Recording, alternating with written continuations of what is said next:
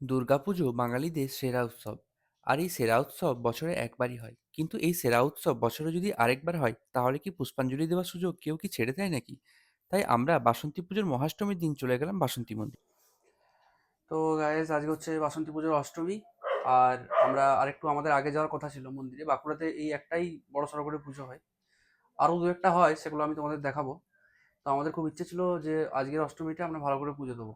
তো ওই জন্য লেটে হলেও আমরা যাচ্ছি দুজনে একসাথে। দেখা যাক কতটা কি করা যায়। ধুমধাম করে বাঁকুড়ায় বাসন্তী পুজো কিন্তু এই একটি জায়গাতেই হয়। আমি ছোটোর থেকেও এখানেই দেখে আসছি। বাবার সাথে আগে ছোটবেলায় আসতাম, এসে অষ্টমীর দিন মাকে শাড়ি দিয়ে পুজো দিয়ে যেতাম। মা বাসন্তীর এখানে আদি রূপের নাম হচ্ছে জিনাসিনী। মা জিনাসিনী রূপেই এখানে পুজো হয়, তাই এই জায়গাটার নাম জিনাসিনী তলা। বাঁকুড়া টাউনে রাজতলা থেকে স্টেশন যাওয়ার পথে শনি মহারাজ মন্দিরের ঠিক অপোজিটে এটা বাঁদিকে পড়বে।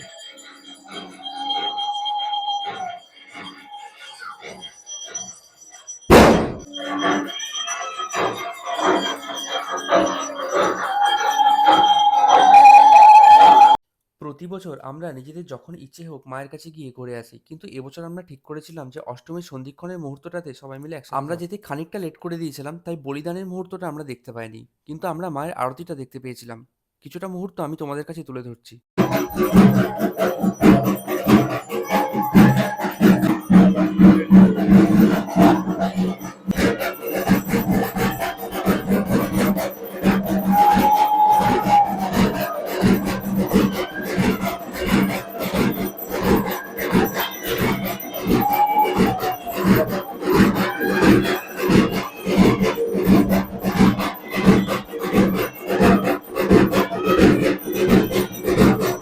আরতিটা এতক্ষণ ধরে দেখে আমাদের সবারই কিন্তু মনগুলো জড়িয়ে উঠেছিল। আমরা কিন্তু সকাল থেকে উপোস করেই গেছিলাম মায়ের কাছে গিয়ে পুষ্পাঞ্জলি দেবো বলে। প্রথমে এক রাউন্ড পুষ্পাঞ্জলি হলো, তার পরের রাউন্ডে আমরা মায়ের কাছে পুষ্পাঞ্জলি দিয়েছিলাম। আমি মায়ের জন্য প্রসাদ কিছু নিয়ে যেতে পারিনি, কারণ অষ্টমীর সন্ধিক্ষণের মুহূর্ত ছিল। প্রসাদটা সংকল্প করাবো কখন সেটা নিয়ে চিন্তায় ছিলাম। কিন্তু ওখানে গিয়ে আমি মায়ের চামুন্ডা ভোগ আর খিচুড়ি অবশ্যই পেয়েছিলাম।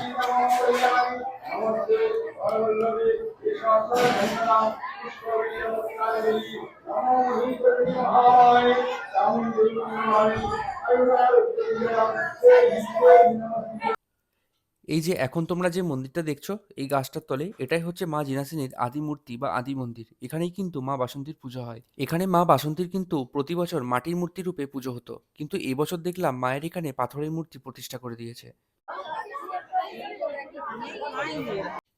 এই জায়গাটায় সবাই মাকে মোমবাতি আর ধূপ দিচ্ছিল, তাই আমরাও একটা করে মোমবাতি আর ধূপ জ্বালিয়ে মায়ের কাছে নিজেদের মনস্কামনা রাখলাম।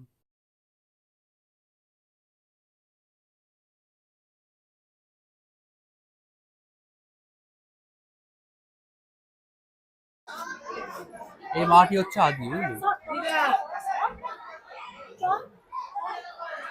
নাম হচ্ছে জিনাসিনী মা। আরে প্রসাদ কোথা দিচ্ছে রে? খিচুড়ি প্রসাদ দিচ্ছে, তুই দিতে হবে তাহলে।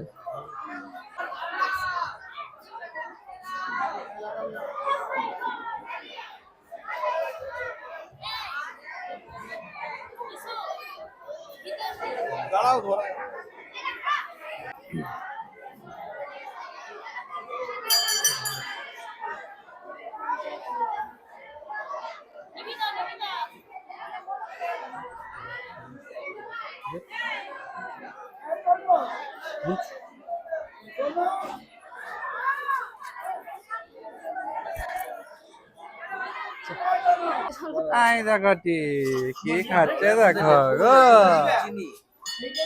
এ কি খাচ্ছে মঙ্গা? শরবত। ছি ছি ছি। এখানে এখানে খেয়ে সব দেখি টেস্টটা কিরকম। খাবি? না খাবি? বুঝা।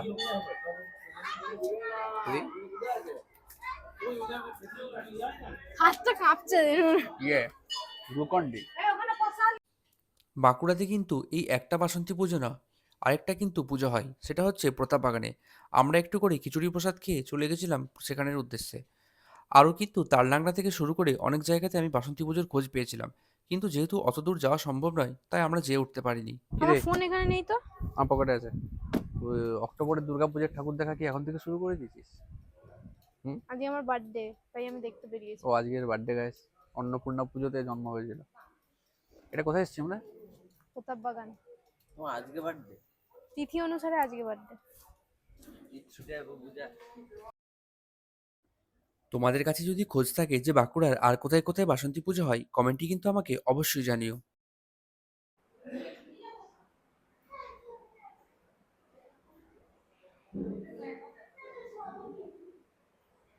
আশ্রম।